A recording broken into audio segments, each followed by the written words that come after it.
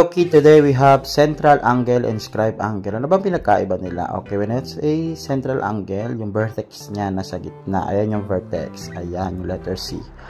On the other hand, yung scribe angle naman, yung vertex niya yung nasa arc din ng circle, which is yung letter D. Ayan yung vertex. So, when it comes naman sa kanilang measurement, yung angle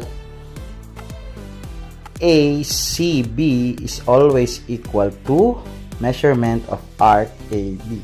So, ibig sabihin, kung ano man yung measurement ng angle dito sa loob, which is 40 degree, ganun din ang measurement niyan sa arc AB. Lagi silang equal. On the other hand, sa inscribed angle naman, ang measurement ng angle FDE